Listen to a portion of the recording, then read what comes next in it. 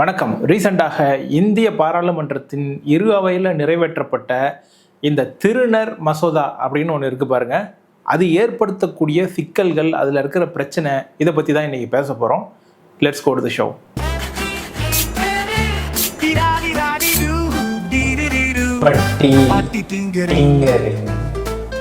Trans bill 2026 2019 திருநர்களுக்கு அவங்களுடைய உரிமையை பாதுகாக்கிறதுக்காக ஏற்படுத்தப்பட்ட ஒரு நடைமுறையில் சில திருத்தங்களை கொண்டு வரோம், அதில் சில மாற்றங்களை செய்ய போகிறோம் அப்படின்னு மொத்தமாக அவங்களுடைய உரிமைகளை பறிக்கிற வேலையில் இறங்கி இருக்குது ஒன்றிய அரசு. டிரான்ஸ்ஜெண்டர் அல்லது டிரான்ஸ்பர்சன் அப்படின்னா அதில் டிரான்ஸ் உமன் வருவாங்க, டிரான்ஸ் மென் வருவாங்க, இந்த மாதிரியான வேரியஸ் செக்ஷன்ஸ் இருக்காங்க.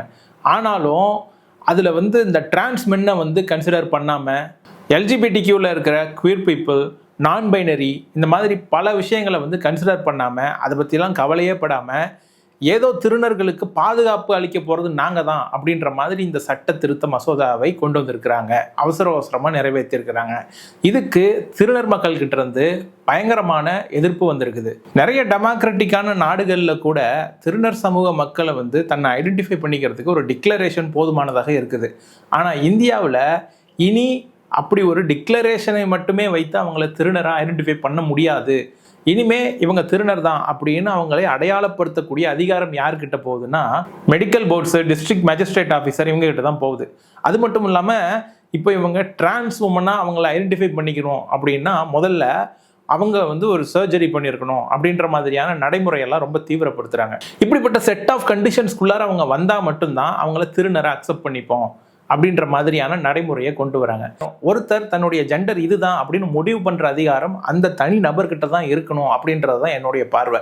அது மட்டும் இல்லாமல் அதை வேற ஒருத்தர் டிசைட் பண்ணுவார், அவங்கக்கிட்ட போய் ஒப்புதல் வாங்கணும், எக்ஸாமின் பண்ணி பார்ப்பாங்க அப்படின்ற மாதிரியான நடைமுறையெல்லாம் மேலும் ஏற்கனவே சமூகத்தின் விளிம்பில் இருக்கக்கூடிய, சமூகத்தால் புறக்கணிக்கப்பட்டிருக்கிற மக்களை மேலும் புறக்கணிப்புக்குள்ளார தான் தள்ளுமே தவிர அவங்கள மேம்படுத்துறதுக்கான எந்த ஒரு திட்டமும் இதில் இருக்கிற மாதிரி தெரியல. நிறைய டிரான்ஸ்பர்சன் ஹார்மோன் தெரப்பி போகிறாங்க, அதே மாதிரி அவங்க வேரியஸ் சர்ஜரிஸ் பண்ணுறாங்க. இது எல்லாமே அவங்க தான் முடிவு பண்ணுறாங்க. வேற யாரோ இதெல்லாம் பண்ணினாதான் அவங்களை எப்படி அக்செப்ட் பண்ணிப்போம் அப்படின்னு சொல்கிற காரணத்துக்காக அவங்க யாரும் அதை பண்ணிக்கிறது கிடையாது. அது மட்டும் இல்லாமல் அவங்களுடைய உடல் எப்படி இருக்கணும் அப்படின்றத அவங்க தான் டிசைட் பண்ணுவாங்களே தவிர வேற ஒருத்தங்க டிசைட் பண்ணுறது அப்படிங்கிறது அது அதிகாரத்தை கையில் எடுத்துக்கிட்டு, அதிகாரம் என் கையில் இருக்குது, அப்படி இருக்கிறப்போ நான் சட்டம் ஏற்றிட்டேன், இனிமேல் இப்படி தான் இருக்க போகுது அப்படின்னு சொல்கிறதுக்கு சமம். ஒருத்தருடைய உடல் சார்ந்த முடிவுகளை யார் எடுக்கணும்னா அந்த உடலுக்கு சொந்தக்காரர் தான் எடுக்கணும். இதுதான் பாடி அட்டானமின்னுவாங்க. இப்படி ஒரு சிம்பிளான விஷயம் கூட பிஜேபி ஆட்களுக்கு தெரிய மாட்டேங்குது. ஆனால் பிஜேபி ஆட்கள் என்ன சொல்கிறாங்கன்னா, திருநர் மக்களை பாதுகாக்கிறதுக்காக தான் இந்த மாதிரி செக்யூரிட்டி செக்ஸ்லாம் வச்சுருக்காங்களாம். ரிசர்வேஷன் அல்லது ஸ்பெஷல் ப்ரொவிஷன் இதெல்லாம் வேற யாருக்கோ போயிடக்கூடாது அப்படின்றதுனால இன்ஃபில்ட்ரேட்டர்ஸ் வந்துருவாங்களாம். இது யார் சொல்கிறாங்கன்னா, பிஜேபியில் இருக்கிற எம்பி பிரதாப் சந்திர சாரங்கி அப்படின்றவர் சொல்லியிருக்காரு. வேற எங்கேயும் சொல்லலை. அதாவது லோக்சபாவில் இது சார்ந்து நடந்த டிபேட்ல தன்னுடைய கருத்தை பதிவு செய்கிறார். To protect them against every oppression and to protect them from the infiltrators. Suppose government makes some reservation, some special privilege for them. Any person, if through self-identification, without being a transgender, can snatch away their rights, and the real transgender may not get the opportunity. Somebody might took away. எப்படி infiltrators இருந்து காப்பாற்றுறாங்களாம். அதாவது 2014 இருந்து இவங்க ஆட்சிக்கு வந்ததுலேருந்தே இந்த infiltrators கிட்ட இருந்து காப்பாற்றுறோம், வெளியிலேருந்து வந்துட்டாங்க, டெர்மைட்ஸ்னு சொல்கிறது, இன்ஃபில்ட்ரேட்டர்ஸ்னு சொல்கிறது, அவர்கள் இவர்கள் அப்படின்னு பொடி வச்சு பேசுறது, இதெல்லாம் யாரை குறிக்குது? அஸ் வெர்சஸ் தெம் அப்படின்ற மாதிரி. அந்த மாதிரி இது இன்ஃபில்ட்ரேட்டர்ஸ். யாருங்க இன்ஃபில்ட்ரேட்டர்ஸ்? இப்படி திருநர் மக்களினுடைய கம்யூனிட்டிக்குள்ளார இன்ஃபில்ட்ரேட் ஆகி யார் வரப்போறா? அப்படி என்ன கிடைக்க போகுது இதில்? அதாவது தன்னுடைய சொந்த குடும்பமே ஒதுக்கி வைக்குது. அந்த குடும்பமே அவங்க மீது அடக்குமுறையை பிரயோகிக்குது, அவங்க மீது வன்முறையை பிரயோகிக்குது. இந்த சிக்கல்ல இருந்து வெளியே வர்றதுக்கு, அதாவது அவங்க உடல் சார்ந்த முடிவுகளை அவங்க தான் எடுக்கணும், அதுக்கு குறுக்க அந்த குடும்பம் நிற்குது. அது மட்டும் இல்லாமல் மேலும் இந்த மாதிரியான சிக்கல்களை இருந்து தப்பிச்சு போகிறதுக்காக அவங்க குடும்பத்திலேருந்து வெளியே வராங்க. வெளியே அவங்க படுகிற இன்னல்கள், அவங்கள யாரும் சமூகத்தில் வந்து சமமாக ஏற்றுக்கிறது கிடையாது, அவங்களுக்கு யாரும் வீடு கொடுக்கறது கிடையாது, வேலை வாய்ப்புகள் கொடுக்கறது கிடையாது. இதெல்லாம் இருந்தாலும் இருக்கிற இடத்துல அவங்க டிஸ்கிரிமினேஷனை அனுபவிச்சுக்கிட்டே இருக்கணும். எப்படி தலித்துகளுக்கு டிஸ்கிரிமினேஷன் இருக்கோ, எப்படி பெண்களுக்கு டிஸ்கிரிமினேஷன் இருக்கோ, எப்படி பிற்படுத்தப்பட்டவர்களுக்கு டிஸ்கிரிமினேஷன் இருக்கோ, அந்த மாதிரி திருநர்களுக்கும் இந்த சமூகத்தில் இருக்கக்கூடிய எல்லா அங்கத்தினராலும் டிஸ்கிரிமினேஷன் ஏற்பட்டு கொண்டே இருக்கிறது. இப்படிப்பட்ட டிஸ்கிரிமினேட்டட் கம்யூனிட்டிக்குள்ளார இன்ஃபில்ட்ரேட் ஆகி வந்து என்னத்தை வாங்கிட போறாங்க? சிஏஏக்கு என்ஆர்சிக்கெல்லாம் என்ன சொன்னாங்க?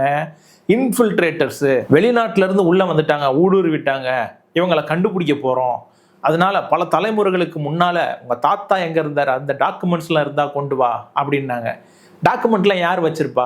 சரி ரைட்டு, உண்மையிலேயே இப்படி ஊடுருவி வந்தவங்கள தான் நீ கண்டுபிடிக்கிறதுக்காக இப்படி பண்ற.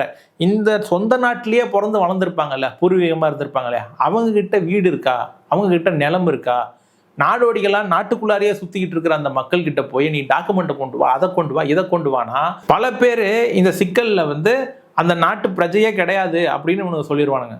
அதுல கூட இஸ்லாமியர்களை தனியா ஐசோலேட் பண்றது, அந்த மாதிரி தான் இதுவும். இந்த நாட்டினுடைய பிரதமர் நரேந்திர மோடியோ இல்லை ஹோம் மினிஸ்டர் அமித்ஷாவோ பல இடங்கள்ல இந்த இன்ஃபில்ட்ரேட்டர்ஸு, ஊடுருவி வந்துட்டாங்க, அந்த மாதிரியான வார்த்தைகளை வந்து அதிகமா பயன்படுத்தியிருக்காங்க. அமித்ஷாலாம் வந்து டெர்மைட்ஸ் மாதிரியான வார்த்தைகள்லாம் பயன்படுத்தியிருக்காங்க. विदेशी घुसपैठिए आते रहे, घुसपैठिए मेरे देश के नौजवानों की रोजी रोटी छीन रहे। एक घुसपैठिए termites and accusing them of infiltrating into India, BJP chief Amit Shah has made an unwanted remark. A senior minister of the government of Bangladesh had said so. एक भी अवैध घुसपैठियों को इस देश में हम वोट नहीं देंगे। ये हमारे एनडीए का पॉलिसी है मान्यवर। डिटेक्ट मतलब ढूंढो, डिलीट करो, मतदाता सूची में नाम काटो और उनको डिपोर्ट करो। हम संवैधानिक प्रक्रिया कर डिटेक्ट, डिलीट और डिपोर्ट அதுதான் நாட்டை சீரழிச்சுக்கிட்டு இருக்கிறாங்க, அவங்கள வந்து நாங்கள் இங்கேருந்து வேரோடு பிடுங்கி எறிவோம் அப்படி இப்படின்லாம் பல இடங்களில் பேசியிருக்கிறாங்க. இதெல்லாம் வந்து எலெக்ஷன் கேம்பெயின்லேயோ இல்லை என்ஆர்சி குறித்து பேசுகிறப்போவோ என்ஆர்சியை ப்ராமிஸ் பண்ணுற மாதிரி கூட இதை பற்றி பேசியிருக்காங்க. இப்போ அதனுடைய தொடர்ச்சியாக தான் இந்த எஸ்ஐஆர், அதில் பல பேர் வாக்குகளை இழந்தது இப்படி பார்க்கணும் நம்ம. அதாவது இந்த நாட்டினுடைய பிரஜையாக இருக்கும், இத்தனை காலமாக இருக்கும், ஆனாலும் உன்னை எப்படி இந்த பிரஜையை நான் ஏற்றுக்கிறது? நீ ஊடுருவி வந்திருக்கலாம்ல, நீ இடையில வந்து இந்த மாதிரி பர்மாவில் இருந்தோ இல்லை பங்களாதேஷ்ல இருந்தோ நீ வந்திருக்கலாம்ல, உன்னுடைய குடியுரிமையை நீ ப்ரூவ் பண்ணு. ஏங்க நான் வந்து பாஸ்போர்ட் வச்சுருக்கேங்க, டிரைவிங் லைசன்ஸ் வச்சுருக்கேங்க, ஆதார் வச்சுருக்கேங்க, அதெல்லாம் கிடையாது. உங்கள் தாத்தாவுக்கும் உனக்கும் என்ன உறவு? உங்கள் தாத்தாவுக்கு ஏதோ லேண்ட் இருக்கா, டாக்குமெண்ட்டை கொண்டு வா அப்படின்னு கேட்கறது இல்லைங்க. அப்போ நீ பிரஜை இல்லை. இதே விஷயம் தான் இந்த எஸ்ஐஆர்லேயும். உங்கள் அம்மா உங்கள் தாத்தா எங்கே ஓட்டு போட்டாங்க, அவங்களுடைய விவரம் என்ன, இப்படி எல்லா விதத்துலேயும் இந்த ட்ரெடிஷனு, அவங்களுடைய பூர்வீகம் என்ன, இதை தேடியே பயணிக்க வேண்டியதாக இருக்குது. இதெல்லாம் இல்லாதவங்க என்ன பண்ணணும்? வாக்கிழந்து நிற்கணுமா? அது ஒருத்தரோ ரெண்டு பேருக்கோ இப்படி அன்ஃபேரான ஒரு விஷயம் நடக்குதுன்னா எப்படி இந்த ப்ராசஸ் வந்து சரியான ப்ராசஸாக இருக்க முடியும்? அதாவது ஃபில்டர் பண்ணுறேன்றீங்க, இப்படி முட்டாள்தனமான ஒரு வடிகட்டியை வச்சு நீங்கள் ஃபில்டர் பண்ணுறீங்கன்னா நீங்கள் முட்டாளா, இல்லை நீங்கள் பண்ணுற இந்த முட்டாள்தனத்தை வந்து அருமையான வேலை செய்கிறாங்கடா அப்படின்னு கைத்தட்டி கொண்டாடுறாங்களே அவங்க முட்டாளா? இப்போ இந்த திருநர் மசோதாவுக்கு வரேன். இதை ஏன் நான் சிஐஏ, என்ஆர்சி, எஸ்ஐஆர் இதோடலாம் தொடர்பு படுத்தி பேசுகிறேன் அப்படின்னு நீங்கள் கேட்டிங்கன்னா, அதாவது இந்த சட்ட திருத்தத்தின்படி என்ன சொல்கிறாங்க அப்படின்னா, இந்த திருநங்கைகள் அப்படின்றாங்கல்ல, நாம் சொல்கிறோம்ல, அதில் வந்து இவங்க வந்து சில கம்யூனிட்டிஸை வந்து ஐடென்டிஃபை பண்ணுறாங்க. ஹிஜ்ரா, கின்னர், அரவாணி, இந்த கம்யூனிட்டி சேர்ந்தவர்களை அவங்க அக்செப்ட் பண்ணிக்கிறாங்க. அப்போ இந்த கம்யூனிட்டியில் இல்லாத சில பேர், மீதி பேர், அவங்க வந்து தரவான மெடிக்கல் எக்ஸாமினேஷனுக்கு போய் ஆகணும். அதுக்கு தேவையான சர்ஜரி இந்த மாதிரியான விஷயங்கள்லாம் போக முடியும். எத்தனை பேருக்கு அந்த ப்ரிவிலேஜ் இருக்குது?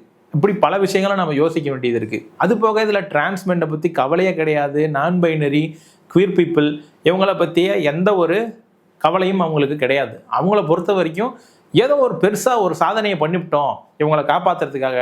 அப்படியா? அதாவது இந்த என்ஆர்சி, சிஏஏ இதெல்லாம் என்ன சொன்னாங்க? அஸ் வர்சஸ் தெம், நாம் அவர்களுக்கு எதிராக இப்படி ஒரு முடிவு எடுக்க போகிறோம் நம்ம. இப்போ சாரங்கி என்ன சொல்கிறாரு? யாரோ ஊடுருவுறாங்க அப்படிங்கிறாரு. அதெல்லாம் யாரும் ஊடுருவல, நீங்கள் தான் ஊடுருவி வந்து ஆட்சியை பிடிச்சி உட்கார்ந்துட்டு இருக்கிறீங்க. இந்த நாட்டில் இருக்கக்கூடிய பியூரோக்ராட்ஸ் அப்படின்னு சொல்லக்கூடிய இடங்கள்ல பல அதிகார மையங்களில் ஊடுருவி இருக்கிறாங்க. அது மட்டும் இல்லாமல் சில நீதிமன்றங்களில் சில நீதிபதிகளாக ஊடுருவி இந்த வேலையை செஞ்சுட்டு இருக்கிறாங்க. இவர்களுடைய இந்த மசோதாவை யாராவது திருநர் சமூக மக்கள் வந்து அக்செப்ட் பண்ணிக்கிறாங்களா? யாருமே அக்செப்ட் பண்ணிக்கல, எல்லோருமே எதிர்க்கிறாங்க. அப்படி இருக்கிறப்போ விடாமூச்சா இதை ஏன் செய்யணும்? இதன் மூலமாக அவங்களுக்கு என்ன கிடைக்க போகுது? அதாவது ஒரு பாரிசாலன் மனநிலையை கொண்டு இந்த மாதிரியான விஷயங்களை செஞ்சோம்னா இவங்களை தூக்கி சுமக்கக்கூடிய ஒரு கூட்டம் இருக்கும்ல, அதாவது இந்த மக்களுக்கு எதிரான anti social elements, anti social பிஹேவியரோட இவங்களை தூக்கி சுமக்கிற ஒரு கூட்டம் இருக்கும்ல, அவங்கள ப்ளீஸ் பண்ணி பார்க்குற விதமாக இந்த மாதிரியான செயல்பாடுகளில் இறங்கி இருக்கிறாங்களா அப்படின்றது தெரியல. ஆனால் என்னை பொறுத்த வரைக்கும் நான் யார் அப்படின்றத நான் தானே சொல்லணும், அதை நீங்கள் டிசைட் பண்ணுவீங்க அப்படின்னா அது எப்படி? இவர்கள் கொண்டு வருகிற இந்த மாதிரியான நடைமுறைகளில் பெருமளவு பாதிக்கப்படுறவங்க யாருங்க? பவரில் இருக்கிறவங்களா? இல்லை, அன்றாட வாழ்வுக்காக கஷ்டப்படுகிற எளிய வாழ்க்கை வாழ்ந்துட்டு இருக்கிற மிடில் கிளாஸும் உழைக்கும் வர்க்கமும் தான். ஆனால் இதெல்லாம் அவங்களுக்கு கவலையே கிடையாது, இதெல்லாம் ஒரு பொருட்டே கிடையாது. உங்களுடைய எதிர்ப்பு இருக்கா? அதெல்லாம் எங்களுக்கு பிரச்சனை கிடையாது.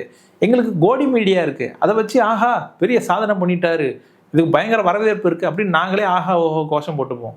ஒருத்தர் யார், அவங்க என்ன அடையாளத்தோடு வாழ்கிறாங்க அப்படின்ற விஷயத்த ஸ்டேட் முடிவு பண்ணுறது அப்படின்றது எப்படி சரியாக இருக்கும்?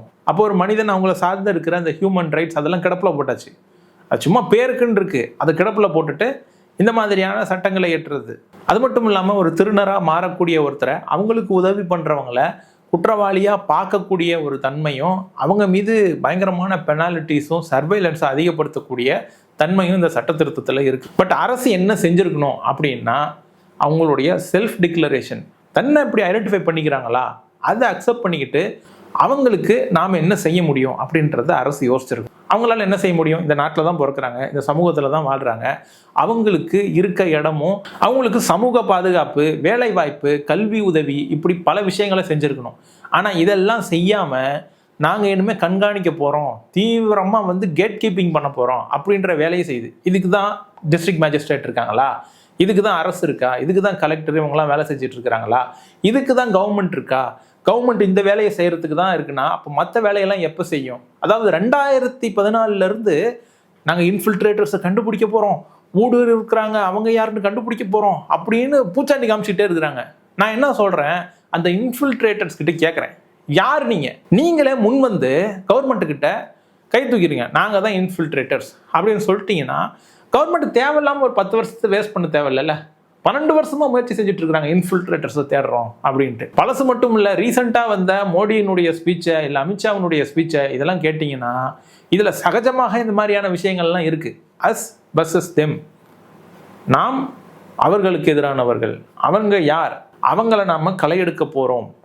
இந்த அவங்களில் நீங்கள் இருக்கலாம், நான் இருக்கலாம், இந்த திருநர் சமூக மக்கள் இருக்கலாம், யாராக வேணாலும் இருக்கலாம். அதனால நமக்கு இது பிரச்சனை இல்லை, இது நமக்கு வரக்கூடிய புல்லட் கிடையாது அப்படின்னு நினச்சி ஒதுங்கி இருந்தீங்கன்னா this is never going to help us. அதனால சிஏஏ, என்ஆர்சி, இந்த எஸ்ஐஆர் இதுக்கெல்லாம் என்ன நிலைப்பாடு எடுத்தோமோ அதே நிலைப்பாடு தான் இந்த விஷயத்திலும் நாம் எடுக்கணும்.